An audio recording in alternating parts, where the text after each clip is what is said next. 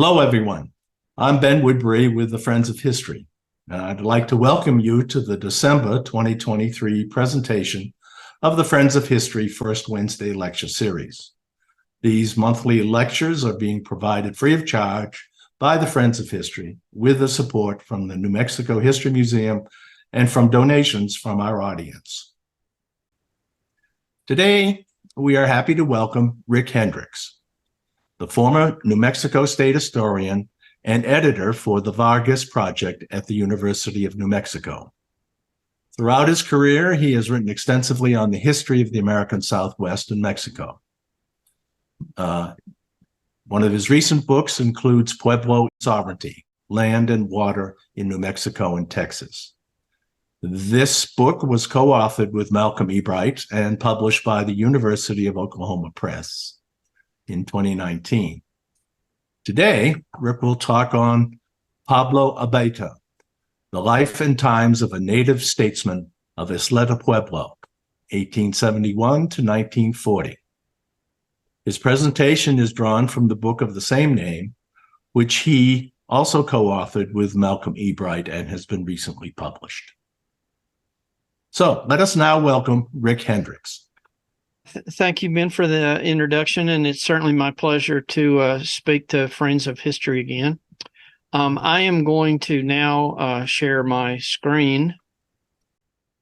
The first thing I would like to do is sort of set the scene for Pablo Abeita's life. Now, many of you will have probably visited Isleta Pueblo south of Albuquerque, perhaps during a feast day or for some other occasion, but here, what you're seeing on your screen is a layout of the modern Pueblo. You can see the church in Isleta Plaza right in the center, and you see another one that's labeled Laguna Pueblo, and that's because Isleta Pueblo currently has the original settlers from Isleta Pueblo, but also a group that joined in the 19th century from Laguna Pueblo, an offshoot of that Pueblo. This is a little bit more detail that shows that beyond the principal village, Whibstick village, there are other villages that are associated with the Pueblo. You can see there's a Rainbow Village, Charredwood Village, White Earth and Yellow Earth. All of these little communities are associated with the modern Pueblo. And you see that the river divides the main Pueblo from some of the newer settlements on the other side of the river. And I'll talk a little bit more about the importance of that division between the Pueblos as we go along. This, of course, is the San Agustin de Isleta Church, more or less as it looks today. It's undergone a number of modifications through the years, and the next image I'm going to show you is one of the ones that looked like earlier. You can see this has much more of a French feel to it than the more traditional Pueblo look. And for much of the 19th century and even into the 20th century, Isleta was served by French priests, and so this was modifications that made it seem more like a church to some of the French clergy that served there, and so that's why they added these particular features. This is Ambrosio Abeita. This was Pablo Abeita's grandfather. He was one of the wealthiest men in the Pueblo, and actually quite wealthy for native and non-native people in this area of the Rio Abajo. At one point, this gentleman was able to loan $16,000 to the U.S. government to pay the military soldiers who were stationed in New Mexico. So he was able to amass quite a lot of money, and he was able to do this with ranching operation, raising sheep, and also there was a store that was quite prosperous that the family operated in the community. This is a little piece of Pablo Abeita's genealogy, and you can see that we've got it as far back as 1710. And the Abeita genealogy is quite fascinating. Oftentimes is the case with both native and Spanish people in New Mexico, that the names repeat over and over. It can be very difficult to straighten it out. But there is an individual in Isleta Pueblo named Dicky Garcia, who is, in effect, the Pueblo's genealogist, and he's worked out the genealogy for all of the families in the community and has this amazing chart. And he was able to help us straighten out the relationship of all the different family members. Pablo, from the time he was born, his family was very interested in the value of education. And he was first educated in Albuquerque by Jesuits before there was an official school. But as this picture demonstrates, he was also one of the first people to attend what became Albuquerque Indian School. So he was educated more or less informally and then formally in a number of different places. And it became important to him and to all his family. And he became one of the most highly educated people, not just Native people, but people in general in New Mexicans in his period. He also attended St. Michael's College in Santa Fe. Now, it was referred to as the college, of course, but it was primarily in the high school grades was when he attended. There were special classes that were started not long after he had been born, special classes for Native children. And one of the priests who was one of the instructors there commented that the special class that they have for Native children, that they were among the best students. Now, Pablo never graduated from St. Mike's. There are oftentimes when you look in the sources, you find that not only did he graduate, but that he was awarded a master's degree and an honorary PhD and various different types of things.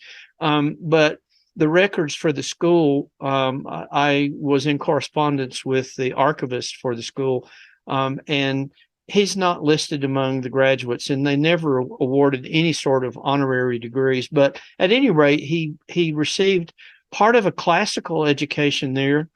And one of the things that he learned was beautiful penmanship, which served him very well later in life. And he also had the opportunity to learn some practical skills. So the St. Michael's education was different from the education that a lot of Native people got who went off to school. For example, the people who went to Carlisle or to Hampton, where they were learning primarily practical skills. Pablo learned both practical skills and also more traditional classical education type skills. So this is Pablo as a young man, wearing a very distinctive shirt, typical of the people of Isleta Pueblo. And this is his wife, and they were married as teenagers. He was just before her 19th birthday, and she was 13. This is a picture of their marriage record. She was known as she was Maria Dolores, but known as Dolores. And the interesting thing about his marriage to her was that they were very closely related, and there was a lot of talk in the Pueblo about how closely related they were. And early people who studied them determined that they were first cousins. But actually, through the work of the genealogist I referred to, Dicky Garcia, we were able to piece together the real story. And I'm going to share this little bit of information from the book. They were not first cousins, but they were closely related by consanguinity in a prohibited degree. Pablo's great-grandmother, Juana de la Cruz Francisca Zuni, was the sister of Dolores, his wife, the sister of Dolores's great-grandfather, Vicente Zuni, making them related in the second degree of consanguinity. So they were related in the second and third degree, and they shared a common great-great-grandfather. So they were closely related, and this meant that the priest in Isleta Pueblo, who was a Frenchman, André Antoine Escalier, had to grant them a dispensation, and he granted them a dispensation saying that they were related by third degree consanguinity on the second line. So a very complicated relationship, a very close relationship, but not in fact first cousins. But that was an interesting one to work out, and we had to have a number of genealogists help us with that one. Now, this is a picture of Isleta Pueblo at about the time Pablo was a young man. Remember, he was born in 1871, so this is a number of years later. But you can see here a different modification on the church. And one of the interesting things about the community is you can take a picture like this, which obviously 19th century photograph, and the people still retain essentially the same houses, obviously rebuilt a number of times because of the deterioration of the adobe over the years, but the same location in the community that they've had for hundreds of years, actually. The figure on the left, the right, I don't never second from the left, holding his hat, is a young Pablo. Pablo became a member of the tribal council when he was a teenager and remained on the tribal council for most of his career. And he served as lieutenant governor 5 different times. Again, when you look at the historical record, what you'll find is that he's listed as having been governor of the Pueblo, but he was never actually governor. Here he is again with his young family. The young girl is someone we've never been able to identify, but these are his children. Again, very much a young man, both he and Dolores. One of the most influential people in the life of Isleta Pueblo when Pablo was a young man and then continued on in the later years was Charles Lummis. Some of you may know Lummis for some of his works like The Land of Poco Tiempo. Lummis lived in the Pueblo for a number of years with a relative of Pablo Abeita, and was very interested in Native culture in general all across the country, was very much an activist and a writer about the Southwest.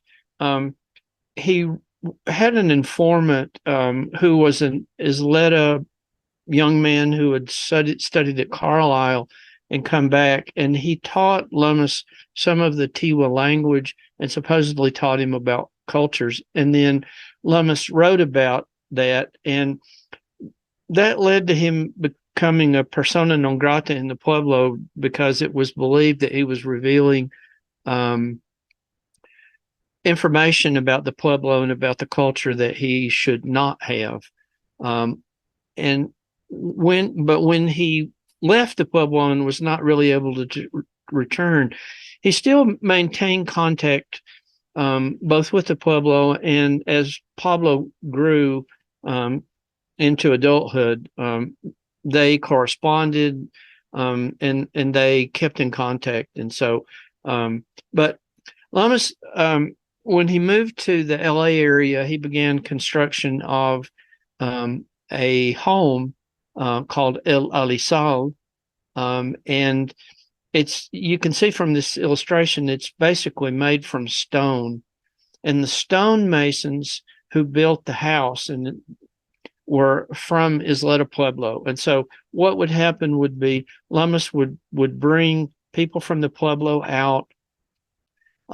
He would hire them to work. They would work for a period of time, and then they would return.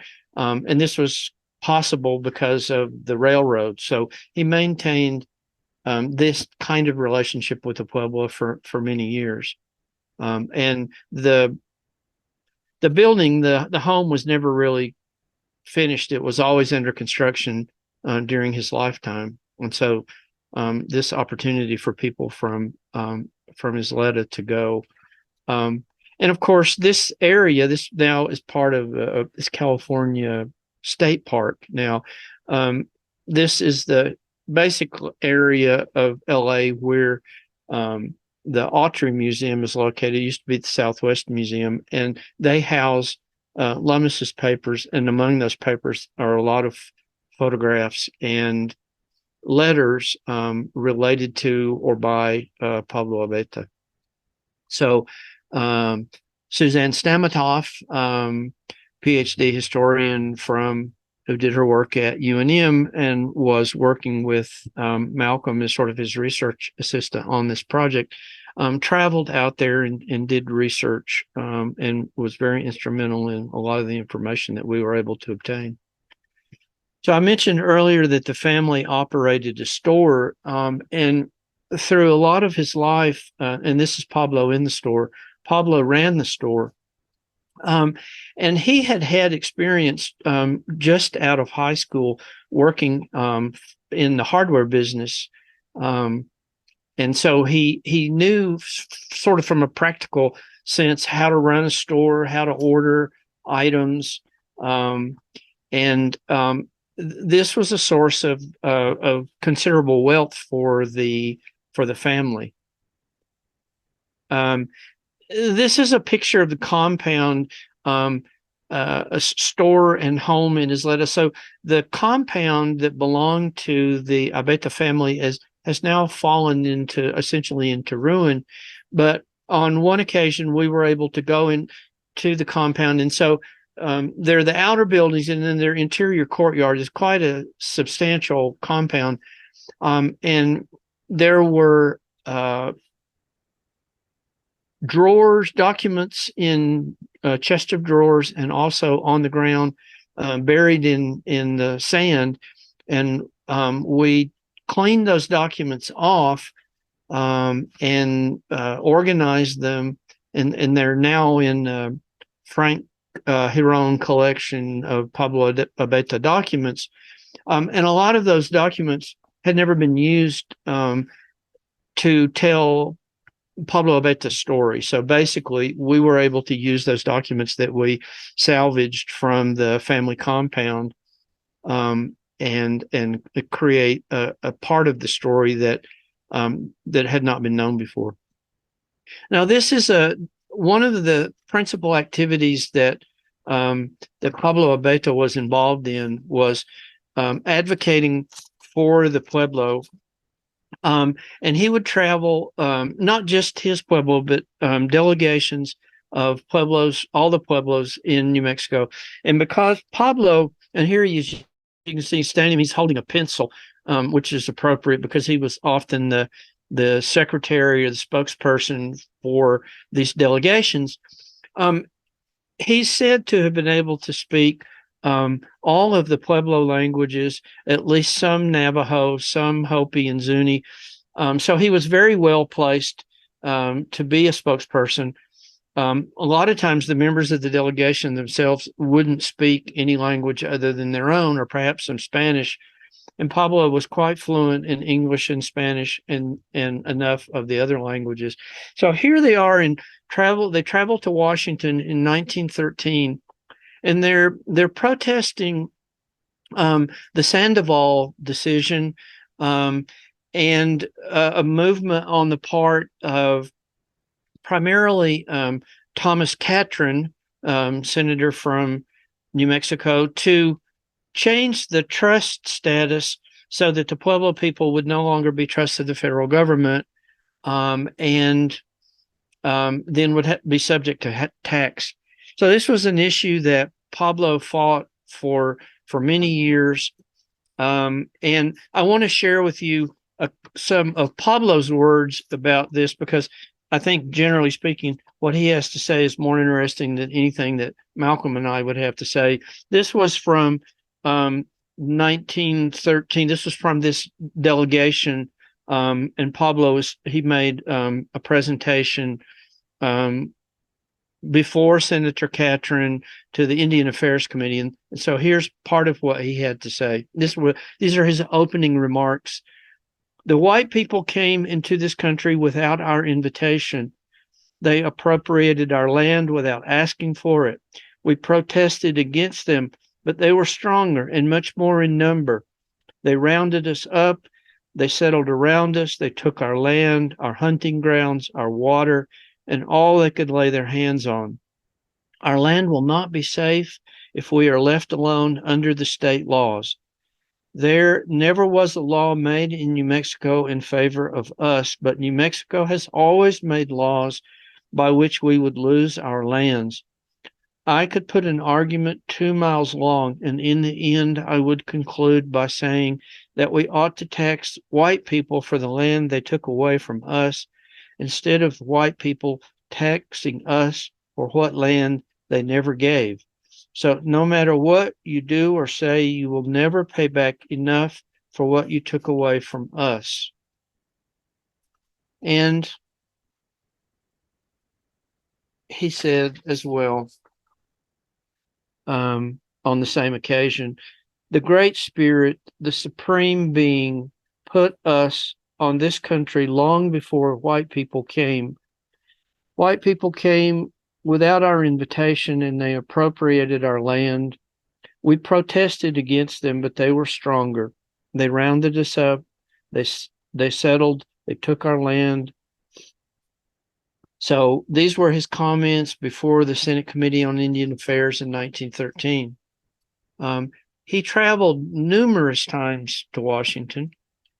This was another occasion when he traveled with the other. Pablo is in the middle. The other man with the hat is the governor, Bautista Zuni, and the person without the hat is his brother, the lieutenant governor, Marcelino Abeita. So they traveled in 1918 on this particular occasion. And the reason they went to pick up the patent to the land that was the mountain, the Manzano Mountain, that was supposed to belong to the Pueblo.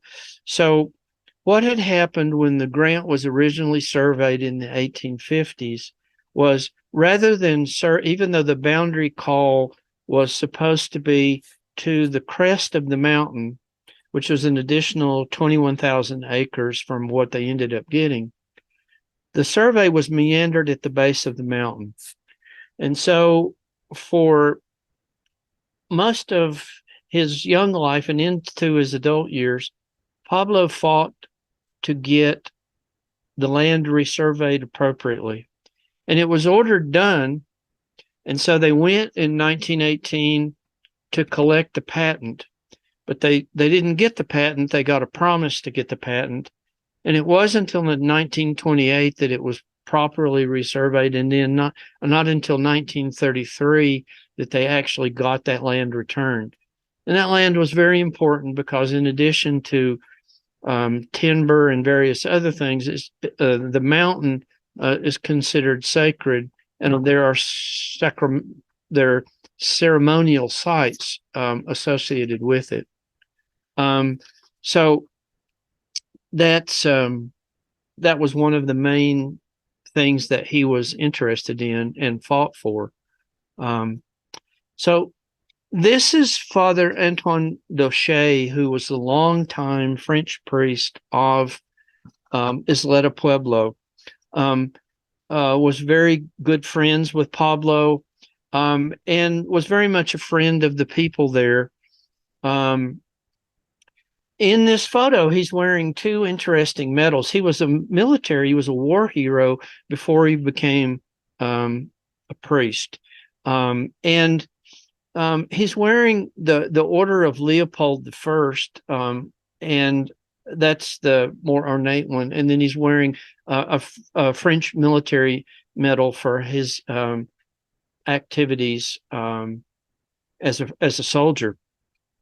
Served there for a very long time. Was very instrumental in trying to help preserve the culture. And he happened to be there when the King of Belgium visited Isleta Pueblo.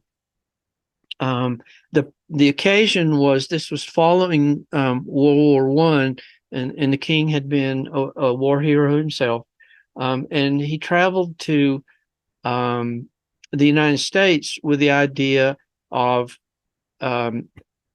getting money, really trying to raise funds to rebuild Belgium, because Belgium had been one of the primary theaters of warfare during the First World War. And so he traveled on a special train all across the country, and one of the places that he stayed was New Mexico. And here he's visiting Isleta Pueblo. There was a special train that was arranged to take people from Albuquerque down to the Pueblo. It's said that there were as many as 10,000 people there that day.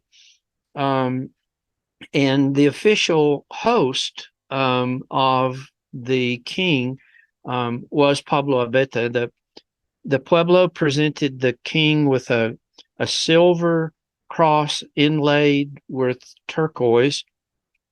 We've tried in vain with the Belgian embassy and the Royal Museum to see if the cross made it back, if it's still in the collection. We haven't had any luck finding that. But at any rate, when he visited, he also visited Pablo's house, because the king wanted to see what sort of a house a typical Pueblo person lived in. So Pablo played a very prominent role. They had all sorts of events. Curiously enough, you can see yet another iteration of the design of the church in the background here. But for the king, they did sort of a Wild West show. You can see the people of Isleta demonstrating their horsemanship. They also had drummers from Laguna come, and there were dancers. So they did all sorts of things. You can see the cars all around, and the throngs of people that came down to visit the kings there. So one of the main leisure activities that Pablo engaged in was baseball. Baseball was very popular in the early 20th century among native peoples in New Mexico, and Pablo was a baseball player, a manager, and a baseball fan.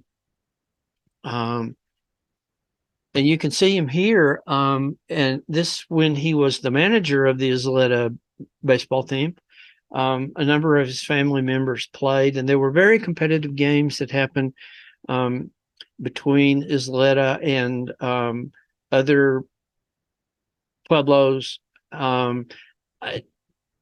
Seeing the hat and the other kids wearing baseball caps made me want to mention one thing in particular, and that is that Isleta is known as a pueblo of hats.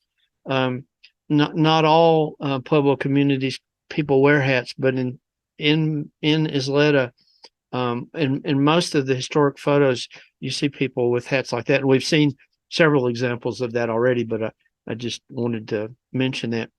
So on one occasion when there was a delegation traveling to Washington, um,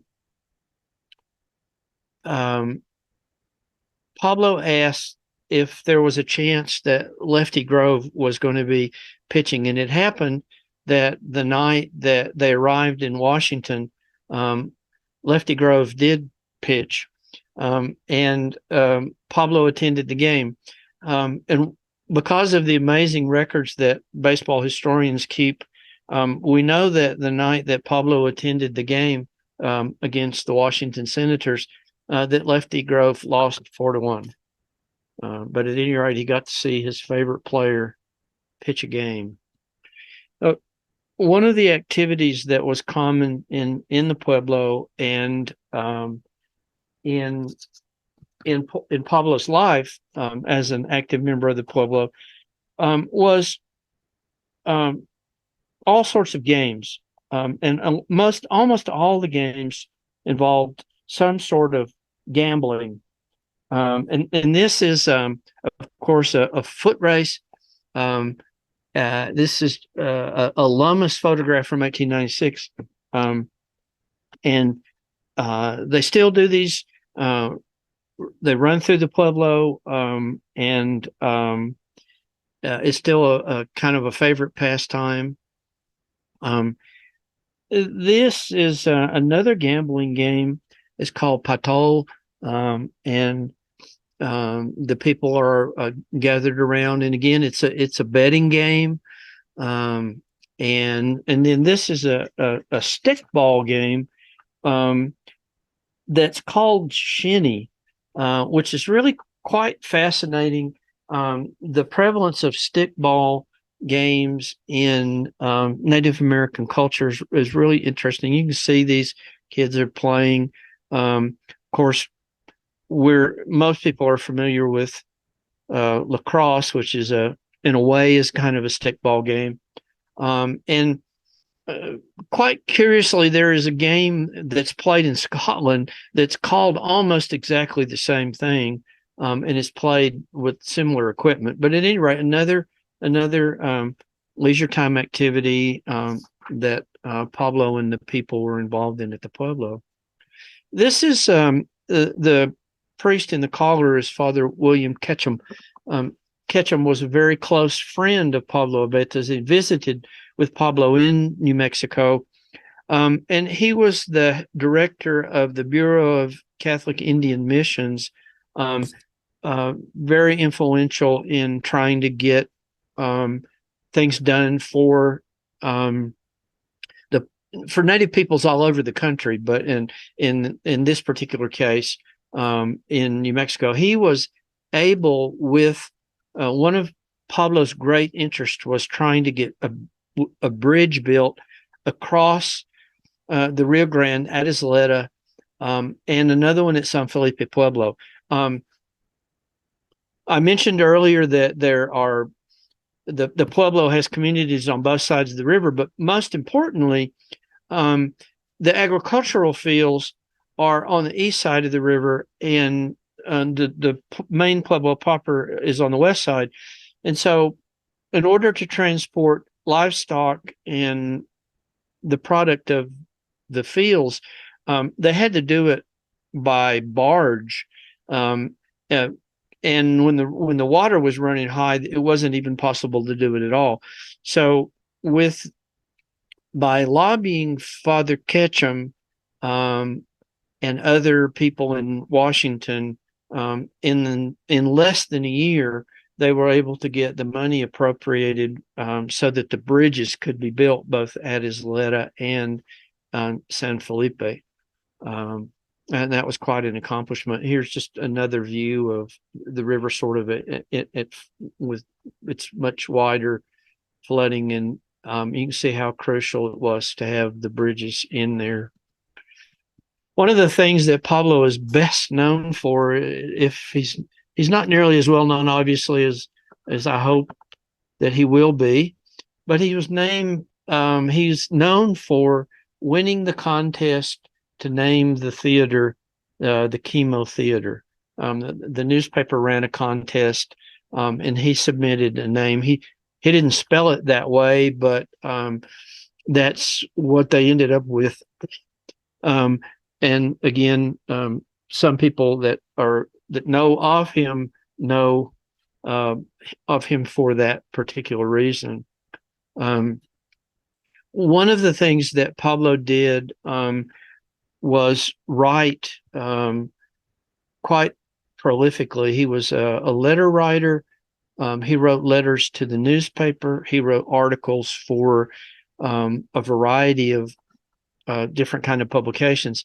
And one of the things that's interesting that comes out of his writing is a duality that is a characteristic of his personality, which was that he maintained aspects of a traditional Pueblo religion. He was said to wake up every morning and address the cardinal directions and sprinkle pollen, sacred pollen. But he also wrote on occasion, he wrote for this Catholic publication, the Indian Sentinel. He actually wrote the story of the visit of the King of Belgium, and he also he would contribute sort of memorial pieces at when a Catholic priest who had served in the Southwest, not necessarily in the Pueblo communities, but someone that Pablo obviously knew, and so he would contribute some pieces to this particular publication, and that's kind of interesting. You see that, and in his personal correspondence, he expressed the fact that he considered himself to be a Catholic, but he also practiced very traditional. And so here, obviously, the Kiva, representative of the traditional aspect of the community. And here's Pablo again, much older gentleman here. And as I mentioned, he wrote many letters. And this one is to Charles Lusk, who came after Father Ketchum. And one of the activities that he was involved in this, you can see this is an example of numerous pieces of letterhead. The general merchandise is roasted cornmeal, fruit, fresh meats, alfalfa, hay, grain. So Pablo also was involved with being an agency farmer, and so was very instrumental in getting new equipment to do things like harvest alfalfa, and that was a big money-making crop for the Pueblo. And he lobbied these individuals that were in Washington for anything to do with legislation dealing with Indians. He wanted them to keep him up to date, and so he kept this kind of correspondence going. And of course, here's an example of his handwriting, which is really quite lovely. And here he's talking about, again, relationship between the Indians and the state government, and a different example of his letterhead.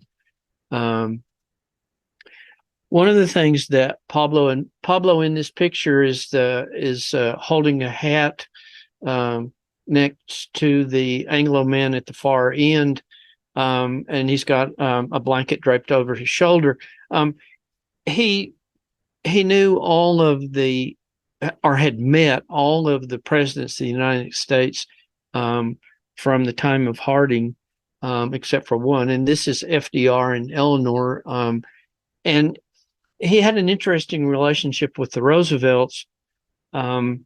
Teddy Roosevelt, there's a story which may or may not be apocryphal, but Teddy Roosevelt was visiting Albuquerque in the Alvarado Hotel, and the story goes that Pablo had him wrapped in an Indian blanket and smuggled out of the hotel so that he could go visit Pablo in Isleta.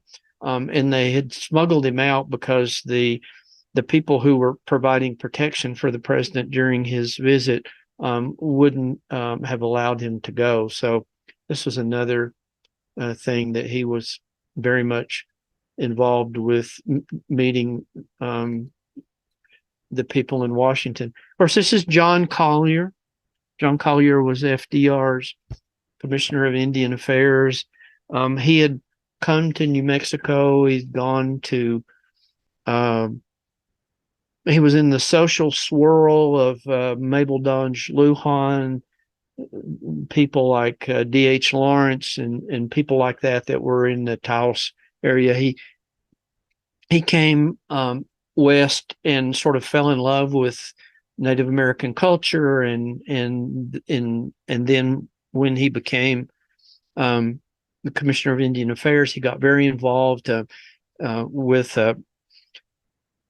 activism on behalf of Native peoples across the country, and he's responsible for what's referred to as the Indian New Deal, which was a program related to the New Deal activities that FDR was doing, but specifically targeting resources and opportunities to Native peoples across the country. One of the things that Collier was pushing was he wanted there to be constitutions based on the U.S. constitutions in all of the Native communities.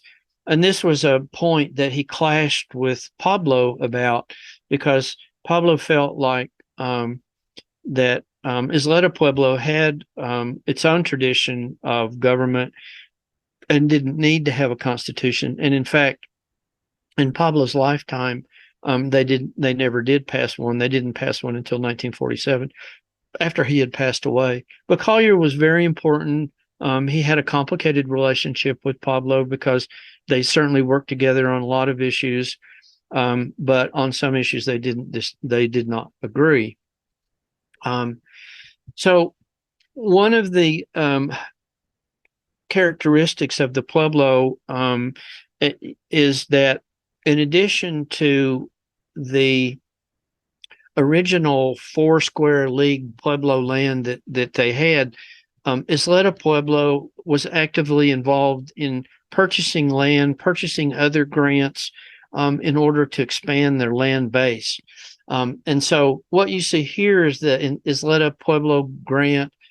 There is the Ojo de la Cabra grant, which I'll talk about in a minute. The Isleta tract, which is that 21,000 acre piece that was from the meander at the base of the mountains to the crest. They also had purchased the Gutierrez Cedillo grant and the Loda Padilla grant. So the Pueblo was expanding through land purchases and frankly, is still involved in those kinds of activities, as are many Pueblo communities. This is the Ojo de la Cabra. This is a natural spring that provides water for livestock. It's still very much in use. Doesn't look quite like this today, but it's still a very important grant. This had been a separate grant that was carved out and it had been in the hands of Hispano, and it obviously the other Pueblo land overlapped this grant. Anyway, they were able to acquire that back now. I mentioned that Pablo was a prolific writer. He, through much of his later years, was said to have been writing a book about the Pueblo. You can see from this that he was offered a $25,000 royalty, but he didn't sell the rights. And supposedly he'd been working on it for at least 30 years. He was going to tell his side of the story. And as far as we know, none of it survived. We have never found any of the manuscript. I think we do have a pretty good idea of what his particular viewpoint. I've already shared a few things with you, but at any rate, a great mystery, and unfortunately, we don't have the book. One of the things that went along with his interest in chronicling the history of his people was he wanted to make sure that other Native people from Isleta and other communities benefited from education in the way that he had. And so he was very much an advocate for Indian education. One of the activities that he was involved in at one point, he was a census taker. And he took great pains to note in his census records all of the people from Isleta Pueblo who had attended schools.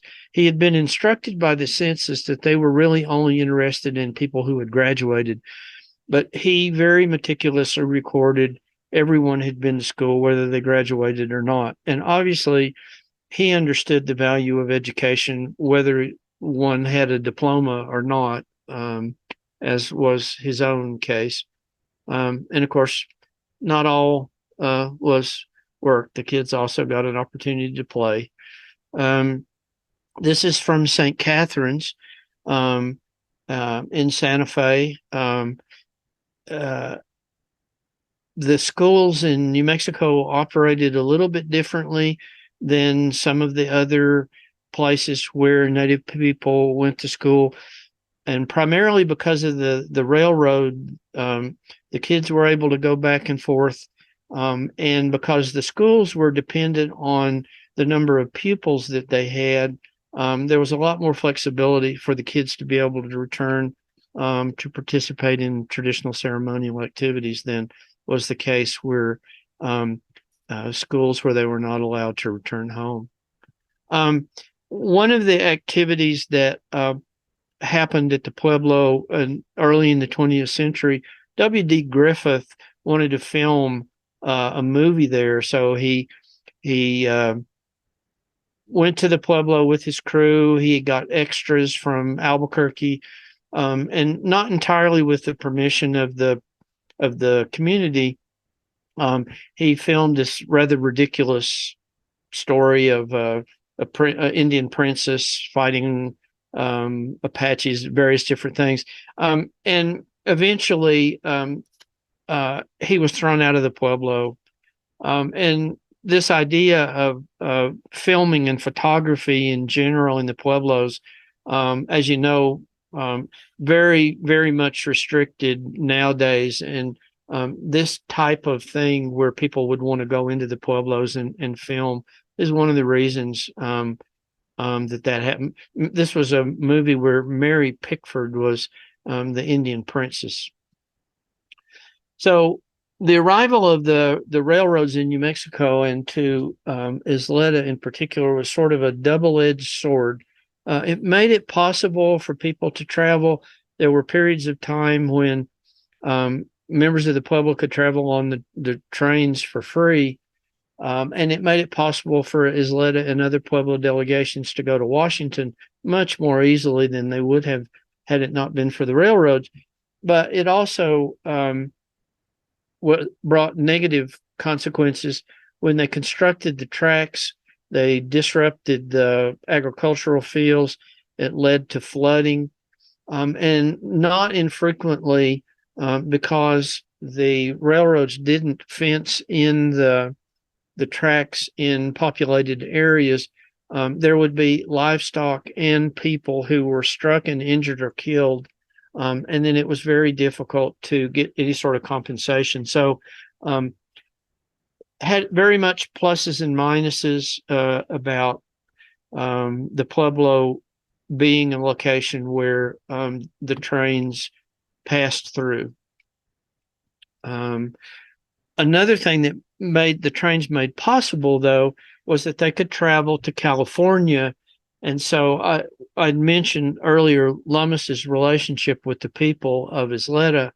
And so one of the things that he did was he sponsored an opportunity for people who made traditional handicrafts to travel to the LA area once a year, and they would have basically a crafts fair. They could sell their goods, and then they could travel back. So this went on for a number of years, and it was provided a commercial opportunity for the people. And here's Pablo and Dolores in their later years, obviously. And here's Pablo. This is probably my favorite image of him as an elderly person. Pablo, of course, he passed away in 1940, which was the year of the Coronado Cuarto Centennial celebration. And probably as the leading spokesman of the Pueblo people of New Mexico, Pablo was asked to participate. He was asked to bring a dance troupe, which he initially refused, but then relented. And when they met in May of 1940,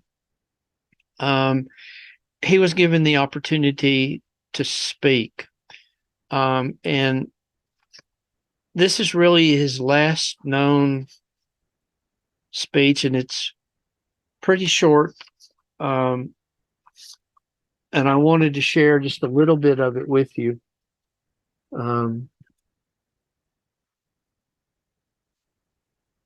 so he rose to speak, and he said, and of course, people had been talking about Coronado and the arrival of his arrival in New Mexico and everything that had happened in the 400 years that had transpired. And Pablo said, "I am afraid I will have to contradict some of the things you gentlemen have said. Coronado came by Isleta, and as you who have read his chronicles know, he was given food and royally received. He came up the valley, and what did he do? Well, we'd better say no more about it, for his record isn't good, and you know it. I don't know why you invited me here, because I am not particularly proud to be here to observe this quartercentennial. After all, you people are honoring those who brought diseases to my country and my people, thereby reducing the Indian population.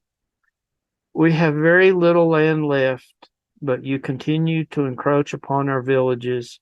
You strip our trees from the watershed to produce lumber and floods. You plow up the earth to raise grain crops and sandstorms. And you have turned a large section of land that used to be fertile enough for at least a subsistence economy for Indians into outright desert." And it's reported that when he spoke, the crowd broke into the heartiest applause of the afternoon. And that is pretty much his philosophy. I can imagine that's what he would have expounded on in his book. And that's his last known speech. So when he was buried, as this little piece of material in the newspaper indicates, it was an interesting combination. It says an impressive mixture of Catholic ritual and ancient tribal custom. So there was not a full requiem mass, but there was some activity in the church, and then there was a procession through the Pueblo. The alabados were sung.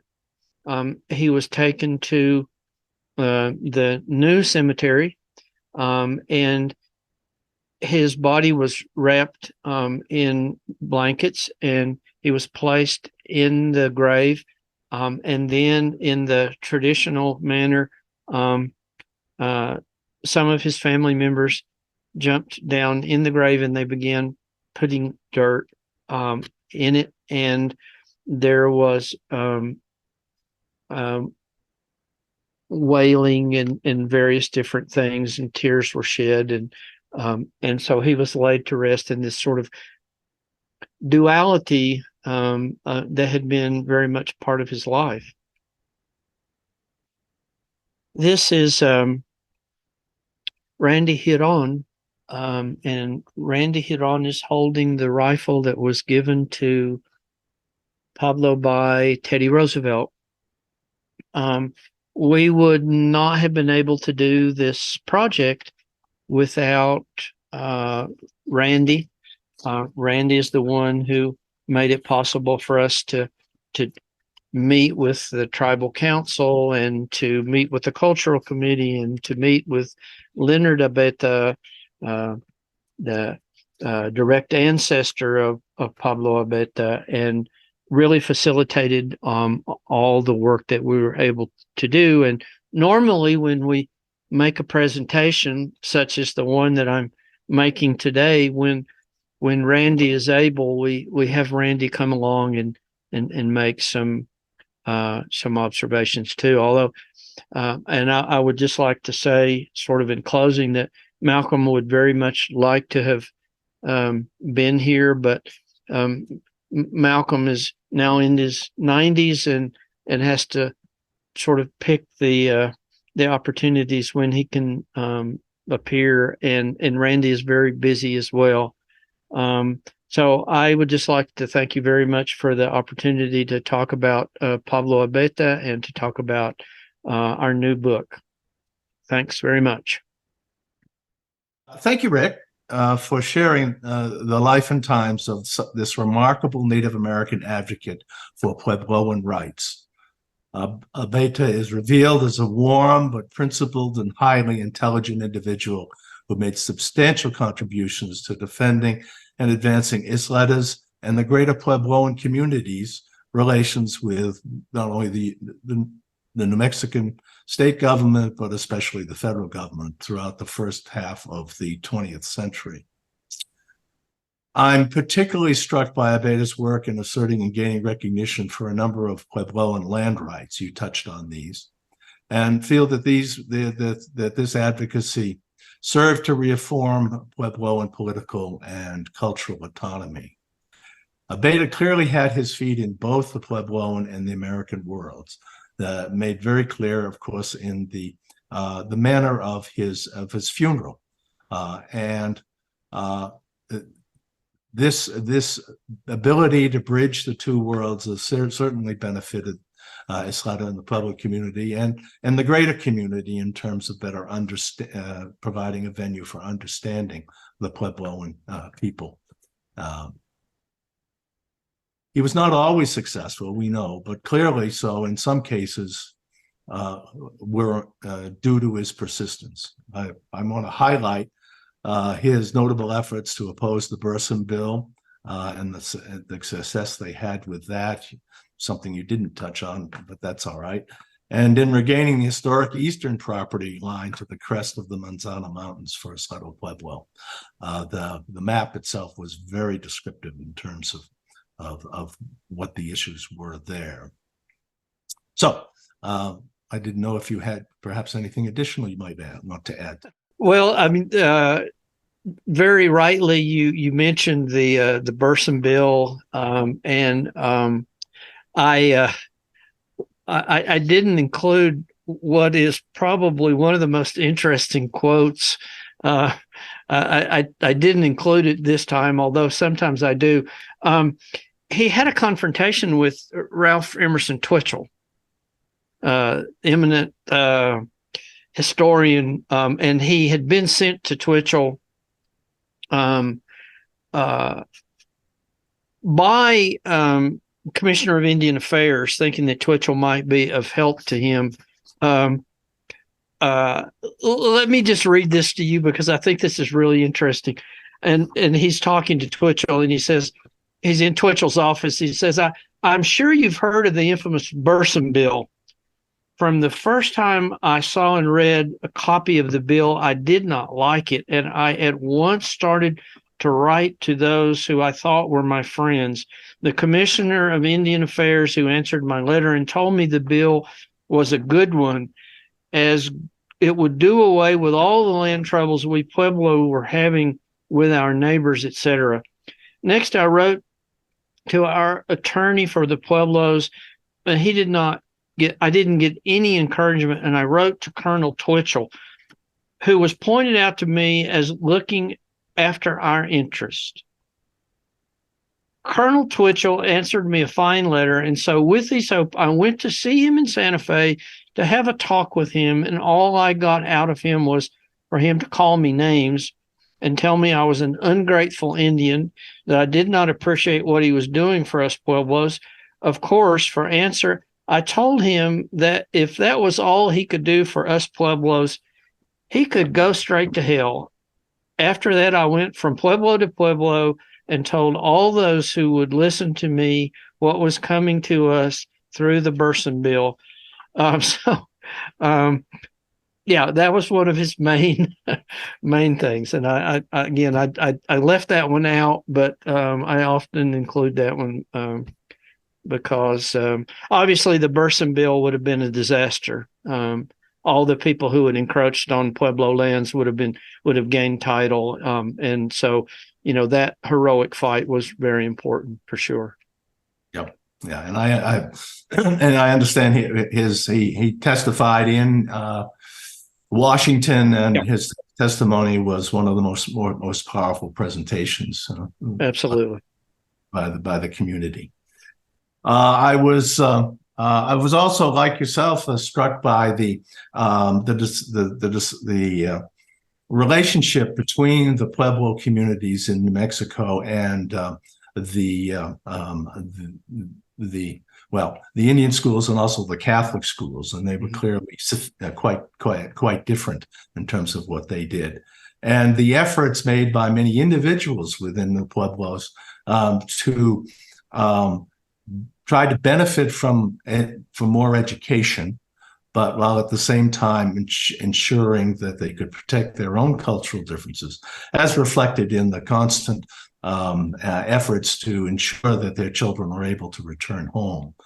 I came away with the impression, and quote me if I'm wrong, but the New Mexico, the Catholic schools in particular, but also just the New Mexico schools were ultimately somewhat, relatively speaking, more flexible in terms of allowing the children to return home for select periods.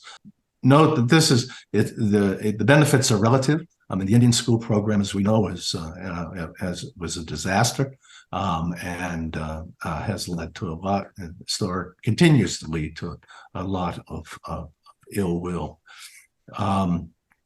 But at least it seems with New Mexico and Pablo, because of his training in the schools here in New Mexico, I'm sure was a key spokesman for their efforts to make it work, if to some degree.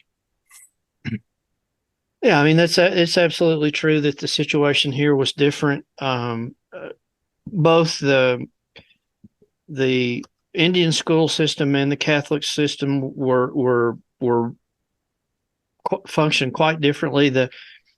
The Indian school system, because they were reliant on the number of Indian students that they had, and so they would more or less say to each Pueblo, you need to provide this many from your Pueblo.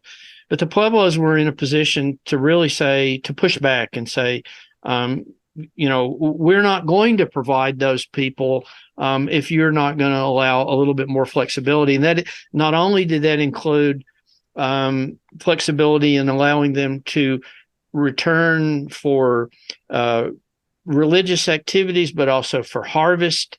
And for young people who were being initiated in Kiva societies, that might mean a fairly long absence from school. And so they were able to negotiate a different system here. As you say, overall, not a positive situation at all, but less so here maybe than in some places. Although, my goodness, we keep discovering things such as the burials apparently in Albuquerque that were not generally known. But Pablo himself was, I think, overall felt like the value of education outweighed the negative aspects, even to the extent of people going away, for example, to Carlisle, if that was what had to happen. Although some of those people were never able to really reintegrate into the Pueblos when they came back from that experience. But overall, very much an advocate for education, with all the warts on it, I suppose. One other area that I've really helped me was better understanding the interaction between the railroads and the Pueblos.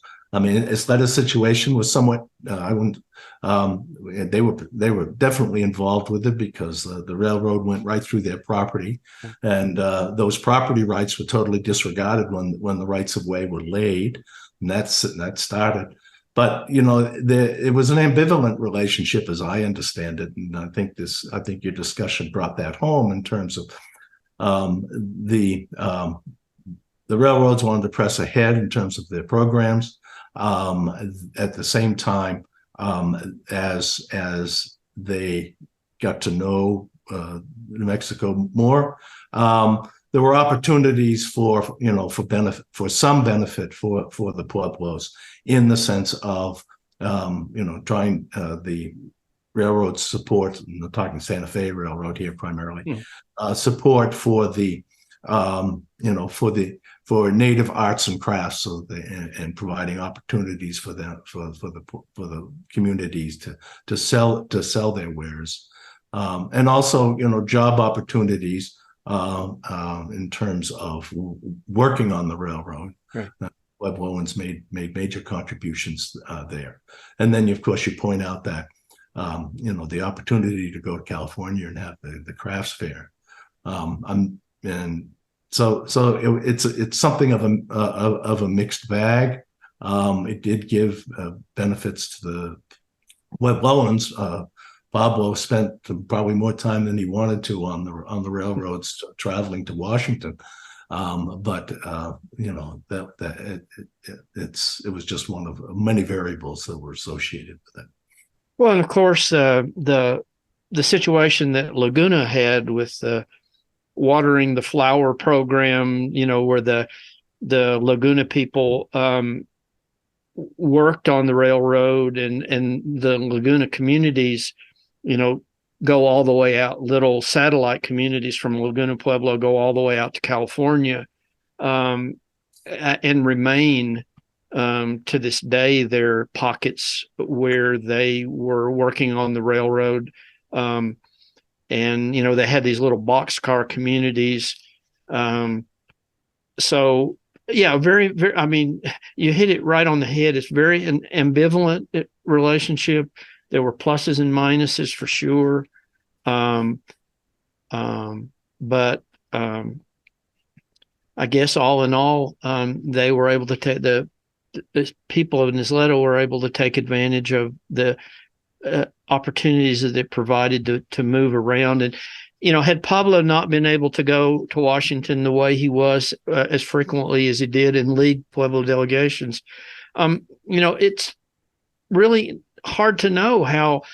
As you said, he was very persuasive when he testified before Congress. And if you read the transcripts of those, again, there's a transcript where he has an interaction with Catherine, and Catherine is, they're talking to them about, are you really saying your own words? Is this really your own experience? And when he's able to say, yes, I'm the one who wrote these documents and I'm the one who's expressing this, I think it really brings home to the people on the committee that are listening that, there's this very articulate, well-educated spokesperson who is presenting the Pueblo point of view. And I'm not sure how easy it would have been to do that if he had to go, I don't know, horseback wagon, however he would have gone, because he went very frequently to Washington. So having the ability to go on the railroad was very important. Well, I want to thank you, and in absentia, Malcolm as well. Thank you for sharing. I'm sorry he wasn't able to join us. It would have been a privilege to have had him be part of this, but we understand completely. And I want to thank you both for the contribution that made in terms of this, providing the role model of Pablo and how he was able to articulate the Puebloan perspective in a way that led to, I think, an improvement over time, an improvement in the dialogue, and as part of an ongoing dialogue, and provide a context for hopefully for continued improvement, down in the future. Well, thank you very much for the opportunity. Appreciate it. All right, so I'd like to just switch for a few closing remarks. For our audience, if you would like to purchase Michael and Rick's book, Pablo Abeita, The Life and Times of a Native Statesman of Isleta Pueblo, 1871 to 1940, it is available through the University of New Mexico webpage, which is shown below. In closing, a reminder to everyone to check out the Friends of History webpage, where you can again watch this lecture as well as other First Wednesday lectures covering a wide range of historical topics about New Mexico. And do come back to the webpage to learn about our upcoming 2024 topics in our First Wednesday lecture series, and more broadly, learn more about the Friends of History itself. You can join our mailing list either via webpage or by mailing us at nmhmfriendsofhistory@gmail.com. And finally, do consider making a contribution, however small, so that we can continue to provide these informative lectures throughout the year. We look forward to seeing you in the months ahead. Goodbye for now.